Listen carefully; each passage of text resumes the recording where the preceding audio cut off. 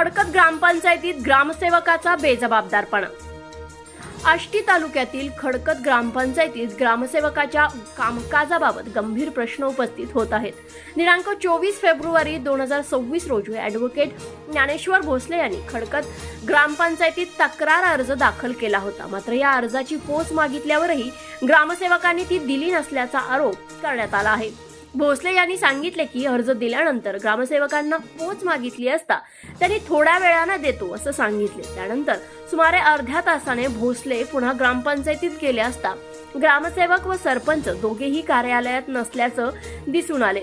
यानंतर भोसले यांनी ग्रामसेवकांना फोन करून पोच घेण्यासाठी आल्याचं सांगितले असता ग्रामसेवकांनी मी बँकेत आलो आहे येतो असे सांगितले। सुमारे 1 तासानंतर ग्रामसेवक आले, मात्र गाडीत बसून लगेच परत निघून गेल्याचा आरोप करण्यात आला आहे।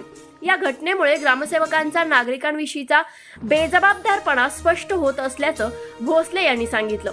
तसेच 24 फेब्रुवारीला दिलेला अर्ज आजही टेबलवरच पडून असून त्यावर सहीही करण्यात आलेली नाही असा दावा भोसले यांनी केला आहे।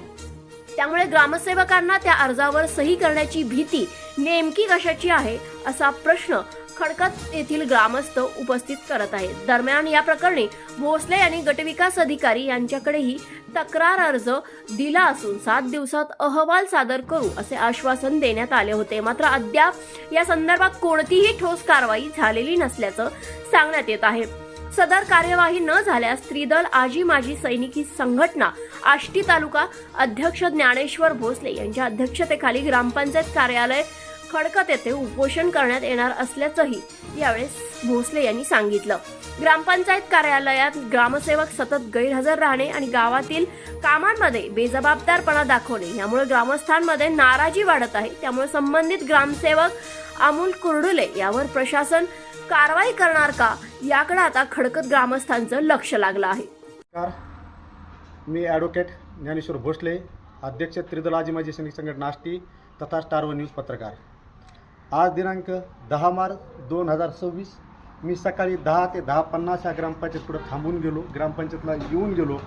मला ग्रामसेवकाकडून मी दिलेल्या अर्जाची पोच घ्यायची होती।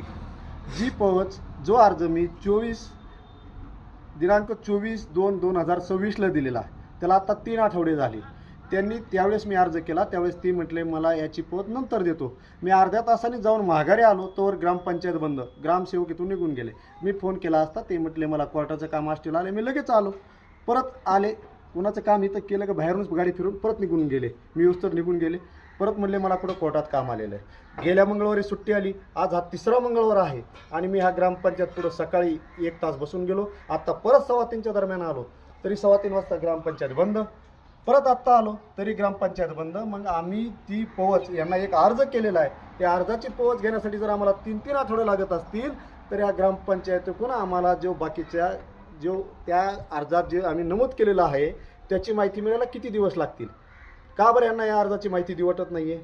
का त्या अर्जाची पोच वाटत नाही आहे? बरं हे ग्रामसेवक असतात कुठं? हे खडकतसाठी ते म्हणतात माझ्याकडे 5 ग्रामपंचायत, त्या 5 ग्रामपंचायतीपैकी मंगळवार हा दिवस मी खडकतसाठी दिलेला आहे। मग आज हा पूर्ण दिवस खडकतसाठी का नाहीत? कुठे गायब असतात? मग ह्यांना का बीडीओ साहेबांनी एक्स्ट्रा चार्ज दिलेला का आष्टीला?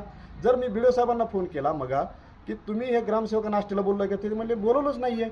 मग हे ग्रामसेवक जातात कुठं? अर्धा तास त्यांना पूर्ण दिवसाची ड्युटी असते आणि जे एकच दिवस खडकतसाठी असतात मग ते अर्धा तास खडकतमध्ये थांबून पूर्ण दिवस जातात कुठं? मागल्या मंगळवारी नव्हते, त्याच्या मागल्या मंगळवारी नव्हते, कधीही येऊन चेक करायचं। ग्रामपंचायत अशी बंदच असते आणि त्यांनी की वार दिलेला असतो मंगळवार। मग हे जातात कुठं? यांची चौकशी व्हायला पाहिजे। हे ग्रामसेवक कुठं असतात, कुठं जातात, काय करतात ह्यांची पूर्णतः चौकशी व्हायला पाहिजे। माझी बीडीओ साहेबांना शिवसाहेबांना विनंती आहे, तुम्ही हा लवकरात लवकर ग्रामसेवक कुठं असतात कुठं नसतात याची लवकर चौकशी करावी ही ग्रामस्थांची विनंती करतो। धन्यवाद।